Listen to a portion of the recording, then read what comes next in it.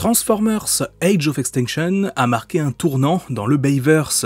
Au-delà du changement d'acteur et de la volonté, en apparence du moins, de proposer du neuf, c'est aussi, pour beaucoup, le moment qui a signé le vrai début du déclin de la saga Transformers de Michael Bay.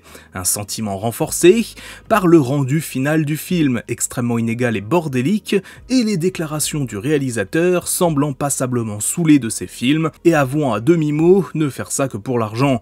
Mais de mon point de vue, là où le déclin d'Age of Extinction s'est aussi particulièrement marqué, c'est avec les médias autour du film.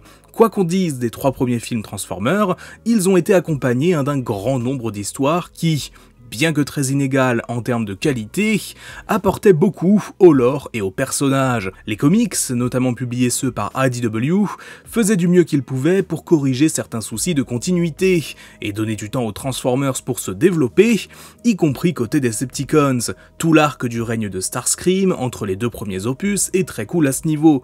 Or, suite à Dark of the Moon, dont la fin avait été modifiée à cause du fait qu'elle ait été spoilée par les comics et romans, Michael Bay a posé parmi les nombreuses conditions de son retour pour un 4e opus, l'absence de comics dérivés. Ça a été confirmé par IDW eux-mêmes en 2015, Hasbro leur ayant indiqué, je cite, qu'ils adoreraient développer des histoires situées entre le 3e et le 4e opus, mais que le réalisateur n'aimait pas les publications de ce genre, et donc n'approuve pas. Permettez-moi d'être un peu taquin, mais le vrai souci d'IDW, c'est qu'il faisait un meilleur taf que les films eux-mêmes sur plein de points, et venait corriger pas mal de choses. Ça, plus la fin de Dark of the Moon, on peut imaginer que ça ait quelque peu énervé Michael Bay. Ainsi, les seuls médias qui restaient tolérés par le réalisateur étaient ceux qui adaptaient l'univers des films sans chercher à maintenir une quelconque continuité. Et c'est dans ce contexte qu'on retrouve les comics publiés par les magazines Titan, un éditeur britannique qui détenait la licence Transformers depuis pas mal d'années. Pour faire simple, ils éditaient depuis 2007 des magazines en lien avec l'univers des films, avec à l'intérieur à chaque fois de nombreuses pages de comics, avec la particularité de ne jamais trop prendre en compte la continuité. C'est pas forcément un mal, car ça permettait de se faire plaisir avec l'univers du Bayverse. C'est notamment de là que vient l'histoire de Jazz ressuscité et corrompu, que je vous ai raconté dans une autre vidéo. Pour faire simple, on avait entre 2007 et 2011 d'un côté les comics IDW, qui restaient dans la continuité des films, et les comics Titan qui se faisaient un peu kiffer et proposaient des trucs, certes moins travaillés sur tous les points, mais plus rigolos et originaux. Ce qui ne veut pas dire que c'était toujours bien intention, juste que ça ne s'embarrassait pas de la continuité. Et donc, en 2014, il ne restait plus que ça pour accompagner Age of Extinction en comics. 5 numéros publiés entre juillet 2014 et janvier 2015, racontant des histoires très vaguement censées se passer avant Age of Extinction, mais qui brisent la continuité sur plein de points. Typiquement, Optimus et Bumblebee ont leur design qu'ils acquièrent au milieu du film, Lockdown est présenté comme un Decepticon au départ, bref, plein de points impossibles à réconcilier avec ce qui se passe à l'écran. Ah oui, et par moments, c'est affreusement moche aussi, je veux dire, sérieusement, c'est quoi ça ? Mais alors, qu'est-ce que ça raconte? Eh bien, Ada et moi, on s'est penché sur ces magazines et je vous en parle aujourd'hui. Comme d'habitude, n'oubliez pas le pouce bleu, l'abonnement et le boost sur mobile pour soutenir la chaîne, et retrouvez-nous sur nos réseaux sociaux pour du contenu exclusif. Sur ce, let's go! Le premier numéro de ces comics commence par nous montrer les suites de la bataille de Chicago, avec des humains en train de déblayer des débris au sol, des conséquences déjà un peu vues dans le film. Parallèlement, les Autobots sont présents sur la face cachée de la Lune pour également travailler et nettoyer le lieu. Parmi les débris, Drift trouve un Decepticon mort qui semble étonnamment avoir été tué sur place et avant que l'invasion soit lancée sur la Terre. Ce dernier se nomme Knucklehead et est une connaissance de Drift. On voit alors un flashback les montrant aux côtés de Lockdown, les 3 étant alors dans les rangs de Megatron. Lockdown et Drift ont alors un fort désaccord sur la marche à suivre lors d'une mission, le premier souhaitant attaquer frontalement et foncer dans le tas, le second arriver discrètement et faire le moins de dommages collatéraux. Knucklehead se joint à Drift et le désaccord se transforme en combat, Lockdown se faisant piéger par son grappin. On comprend alors que cette mission a participé à la décision de Drift de quitter les Decepticons, notamment lorsque les Autobots se surplacent, lui disent carrément qu'il aurait sa place parmi eux. Mais Lockdown semble s'être vengé toutes ces années plus tard, tuant Knucklehead en guise d'avertissement alors que lui aussi a déserté pour devenir un chasseur de primes. Le second comics, quant à lui, nous montre une bataille entre les Autobots et quelques Decepticons dans la ville de Jakarta, probablement des survivants de la bataille de Chicago, qui finissent par battre en retraite. Crosshairs souhaite les poursuivre, et après une opposition d'Optimus Prime au départ, il obtient l'autorisation de les traquer en solo, discrètement, pour en apprendre plus. Prime ordonne alors à Bumblebee de le surveiller de plus loin pour s'assurer que tout aille bien. En effet, Crosshairs avait placé un traceur sur ces derniers lors de la bataille, lui permettant de retrouver leur position. Une fois sur place, les Decepticons attaquent et Crosshairs prend facilement l'avantage sur eux, se montrant agile et plutôt arrogant, comme on le connaît. Lorsqu'il leur demande pourquoi ils ne sont pas surpris de le voir arriver, le chef du groupe, en tout cas celui qui semble être le chef du groupe, répond qu'ils avaient bien remarqué son traceur et qu'il leur a été ordonné de le mener jusqu'ici. Surprise alors lorsque Crosshairs révèle que son traceur faisait aussi office d'explosif, et la suite est prévisible. Alors qu'Optimus et Bumblebee arrivent sur place, on voit Lockdown qui les observe de loin, car oui, c'était lui qui avait coordonné toute l'opération et donné des ordres aux Decepticons. Des Decepticons qui d'ailleurs, je le précise, si vous vous demandez, ne sont jamais nommés et ne semblent pas vraiment référencés de personnages connus. L'histoire suivante nous présente un Bumblebee qui a mystérieusement retrouvé sa voie, attaquant une centrale électrique et terrorisant les humains. Suite à un signalement à la télévision, le vrai Bumblebee se retrouve déboussolé, et lorsqu'il tente de sauver une femme alors que sa maison est en feu, celle-ci prend peur car il correspond à la description du robot faite aux informations. Un second Bumblebee surgit alors, attaquant l'original. Il s'agit bien évidemment de Stinger, un drone créé par les humains sur le même modèle que Bee lui-même, afin d'en faire une arme de guerre et qui semble donc haïr l'humanité, pour ça depuis qu'il s'est échappé, et c'est donc lui, évidemment, qui avait attaqué la centrale électrique au début. On ne comprend pas vraiment où il veut en venir, est-ce qu'il veut prendre la place de Bumblebee, infiltrer les Autobots?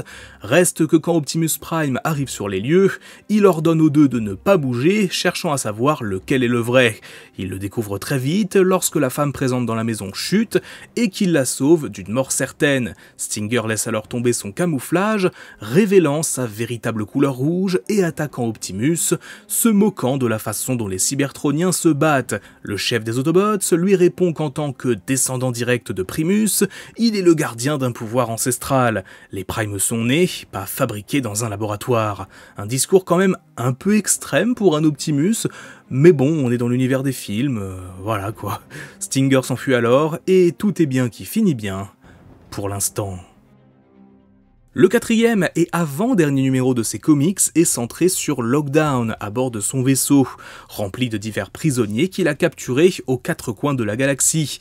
Tout va bien pour lui jusqu'à ce qu'il réalise que quelqu'un a pris le contrôle à sa place et pilote l'appareil. Plutôt que de faire intervenir sa sécurité, il choisit de régler ça tout seul, appréciant toujours un bon challenge. Lockdown échappe alors à tous les pièges déclenchés par celle qui a usurpé les commandes du vaisseau, une certaine Sogex qu'il était en train de livrer à un syndicat du crime, l'ayant payé pour son arrestation. Alors que les commandes du vaisseau sont entre les mains de Sogex, Lockdown a toujours le contrôle de ses hologrammes. Il projette donc une fausse image de lui pour la distraire suffisamment afin qu'il puisse émerger derrière elle, la surprendre et la remettre dans une capsule. Il la livre alors sur une planète ayant rempli sa mission et le numéro se termine par un appel mystérieux qu'il reçoit, lui donnant une nouvelle mission sur la planète Terre. Le cinquième et dernier numéro de ces comics, bien que disposant peut-être de l'histoire la plus intéressante, est le seul introuvable en ligne. On a plusieurs captures d'écran et le résumé de l'histoire, mais pas le magazine complet. Ici, on retrouve Optimus Prime et Crosshairs qui patrouillent en mode véhicule, lorsqu'ils entendent qu'une mystérieuse créature métallique attaque une ville voisine. Prime croit savoir de quoi il s'agit, mais lorsqu'ils se rendent sur place, Crosshairs est paralysé par la peur et s'enfuit, forçant son chef à battre en retraite. Le questionnant sur son comportement, Crosshairs explique que la créature à laquelle ils ont affaire est un Turbofox, une bête mécanique qu'il a déjà rencontrée pendant la guerre et qui a tué toute son escouade, sauf lui. Cela lui a donc laissé une sorte de culpabilité du survivant lorsqu'une personne est la seule à survivre à un terrible événement. Lorsqu'il termine de raconter son histoire, le Turbo Fox les attaque tous les deux, et Optimus se retrouve mis à terre, avec Crosshairs incapable de bouger. Alors que les échos de son passé résonnent en lui, Crosshairs parvient quand même à prendre son courage à deux mains pour secourir son chef, parvenant à abattre la créature. Cette menace est vaincue, mais la présence d'un Turbo Fox sur Terre ne peut vouloir dire qu'une chose, Lockdown est probablement là aussi, étant connu pour s'en servir en combat. Sans être particulièrement honteux, contrairement aux comics autour de The Last Knight par exemple, dont je vous ai parlé dans une précédente vidéo, ces 5 histoires sont en fait surtout très oubliables, à l'exception peut-être de celles sur Crosshairs et Drift, qui apportent un peu de background aux personnages. Contrairement aux autres comics dérivés des films, ils ne développent pas plus que ça l'univers, et ne nous font pas découvrir d'autres facettes. Typiquement, tout ce qui se passe dans le vaisseau de Lockdown, c'est complètement OSEF, et donne une intrigue dans laquelle on ne s'investit pas. Parmi toutes les choses qu'on aurait envie d'apprendre sur le personnage, on aurait aimé voir par exemple des échanges avec les créateurs des Transformers, les fameux créateurs évoqués dans le film, et qui semblent le contacter à la fin. On aurait pu aussi nous montrer comment il a capturé les Dinobots, ce qui aurait créé un véritable lien avec le film. Bref, il y a des trucs à raconter autour de Lockdown, et ça, c'est l'option la plus insipide qui a été choisie. Mais comme dit plus tôt, je pense que c'est vraiment dû à ce que Michael Bay souhaitait. Il tolérait l'existence de ce genre d'histoire, contrairement aux comics à DW, car ça n'entrait pas en contact, entre guillemets, avec ce qui se passe à l'écran. D'ailleurs, c'est peut-être aussi ce qui s'est passé au niveau des jeux vidéo. Pour les 3 premiers films, on a eu droit à 2 adaptations assez libres, entre guillemets, des scénarios pour le premier opus et Revenge of the Fallen, puis un préquel avec Dark of the Moon. Là, on a eu Rise of the Darkspark, un mix bizarre entre l'esthétique des jeux War for Cybertron et des films, dans une histoire de multivers pas vraiment assumée, et avec une histoire impossible aussi, alliée à ce qui se passe dans Age of Extinction. On y voit Lockdown arriver sur Terre pour récupérer le Darkspark, présenté comme un équivalent négatif à la matrice du commandement, entouré de ses troupes et de Stinger notamment, un robot pourtant censé avoir été créé par des humains. Rise of the Darkspark, c'est un sujet totalement différent pour une autre vidéo, mais encore une fois, l'esthétique d'Age of Extinction était utilisée, mais en prenant bien soin de ne pas lier tout ça avec le film. La période entre Transformers 3 et 4 est probablement l'une des plus intéressantes à explorer du Bayverse. Tout ce qui touche à l'arrivée de Lockdown sur Terre, le début de la traque des Autobots, le traumatisme de la bataille de Chicago pour les humains, etc. etc. Si IDW avait continué de publier des comics, nul doute qu'on aurait eu des histoires très intéressantes. Malheureusement, Michael Bay en a décidé autrement, nous laissant avec des médias extrêmement inégaux comme seules histoires liées au 4e opus de la saga. Voilà pour cette nouvelle vidéo analyse, j'espère qu'elle vous aura plu, j'espère que vous aurez appris pas mal de choses sur l'univers des films Transformers, avec voilà ces comics assez obscurs, assez méconnus, et qui ont d'ailleurs signé la fin des publications de magazines de chez Titan Comics, du coup l'éditeur britannique, et oui, puisque suite au numéro 5, ils ont cessé leur publication Transformers, tout simplement à cause de ventes qui déclinaient, sans doute suite du coup aux publications en lien avec le 4e opus. Et suite à ça, on n'a eu plus aucun nouveau magazine, en tout cas pas par cet éditeur à ma connaissance. Donc ouais, au final, les seuls médias tolérés par Michael Bay, ils sont morts très rapidement après la sortie d'Age of Extinction. C'est un peu triste quand on y pense, mais bon, c'est comme ça, et c'est aussi pour cette raison que The Last Knight, on a encore moins de choses autour, parce qu'il n'y avait même plus les magazines Titan pour faire un minimum de petites histoires. Dites-moi en commentaire ce que vous pensez de tout ça, comme d'habitude n'oubliez pas le pouce bleu, l'abonnement, le boost sur mobile pour soutenir la chaîne, c'est très important. On va se retrouver très vite pour du nouveau contenu, c'est tout pour moi, c'était Magnus, ciao.